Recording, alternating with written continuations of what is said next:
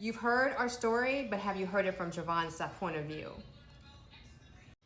All right, so we have told our story based like a high level view.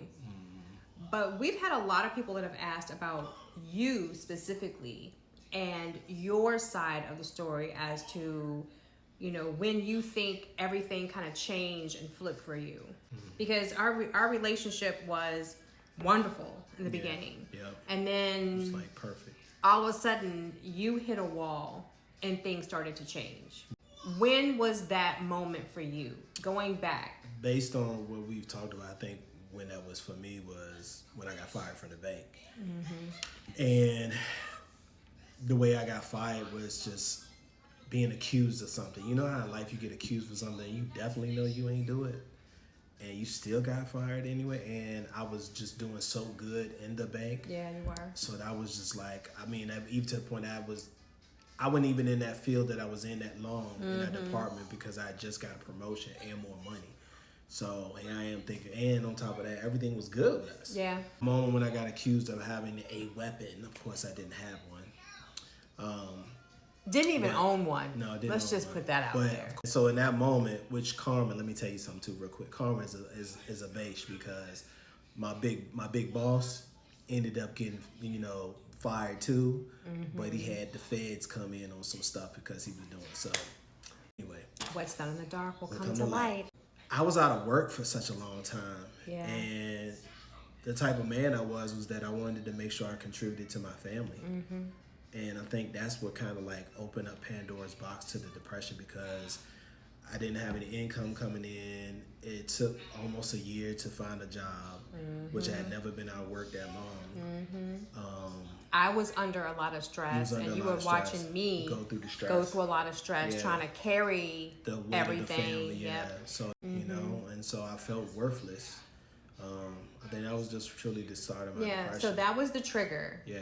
And then the onset of the clinical depression came on, and I remember you saying, I don't feel like myself. Yeah, I did say that. You were like, something's off. And I never thought when you said that it could be depression. Yeah. I kept thinking like you were sick. Yeah. I didn't know that depression runs in my family. I didn't know that because, again, I grew up in foster care. I never really, I was with my parents, but not really with them enough to know exactly the family history. And I think my mom was the one that actually had suffered from depression. Yeah. So I didn't know that. So that is when I noticed the something was different. Is when you kept coming home and like, something's off. Like, I don't feel right. I even remember you saying, my thoughts, like I can't control my thoughts. I felt like I was, I would have a thought to do specific things, but I didn't have the willpower to say, no, I'm not going to do it. You were saying a lot of, why are you with me? Yeah. Like, I don't deserve you. I was also, again, playing it down like, oh, babe, I think hush up, in be that quiet. moment too, I was also starting to self-sabotage myself because I didn't believe in that moment that, why would I have this beautiful woman who was just sweet, intelligent,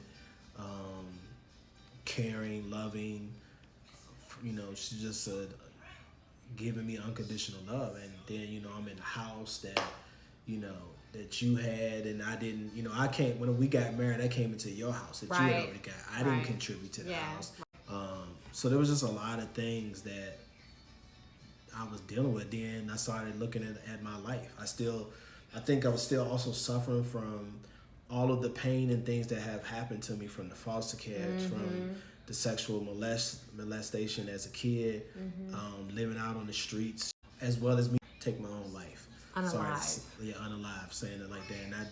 And so I had a very dark, depressing life, and the only light that I ever had was you. Oh, wow. And so when I disappointed you in that moment, because I felt like a disappointment of not contributing to the household. I lost my job on some. If I could have just thought about how to put myself in a better position and not be in that position, I probably would have been fine. But eventually the depression probably would hit one way or the other, whether it had been then or later on. Right. So, then you actually even entertaining going outside of your relationship. I don't even think you were really thinking about it, but I do know you had a friend that I didn't necessarily Once like. I did get a job, Once you got a job, he became became friends with this guy. And I remember, and I feel people, y'all.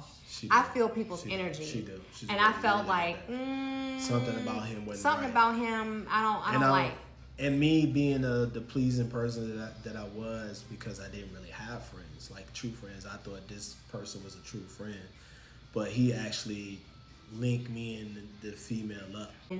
I always felt like he looked at our relationship like, dang, if I could just get his wife out the way, I could spend more time with him. Thinking about that, when we went through the situation with the other guy that wanted to sabotage my marriage, I think a lot of the male guys that I brought to that was cool with me were guys who wanted what I had, which was a good life with a good woman, and they didn't have that, or they were dominating men, so they wanted, like, bro, why you telling her where you going and this, that, and the third, like, bro, stand on business, man. And you ain't got to tell her nothing. And I wasn't that type of guy. I'm the type of guy that, look, my wife needs to know everywhere I'm going and what I'm doing. And you were happy to give it with no problems, you know. So but with that one friend, you wanting a friendship too, you wanting to have a close friendship as well, and he was offering you that. That's where things kind of changed, and you got involved because he brought that female to you. You got involved with it. And it was still a choice. It was still a choice. So let's not get that twisted. In that moment, if my mind was right and I was thinking right, I should have said no. I ain't even rolling like that. Bump out, bro. We can't be cool. True that. 100%. With the depression and me self-sabotaging, I ain't care. Yep. That's another thing with my depression. I never thought about things. I never thought about the consequences or cared about the consequences. I just acted on everything. You know, if it was something, if it was in front of me, boom, that's what I was gonna deal with. I ain't care about what came behind it, what was on the side, what was far down the road. You are so in that true. moment. That is so true. That's all I wanted to deal with. So that's just that's part one. Part one, small part one. We'll come back for part two. Come back.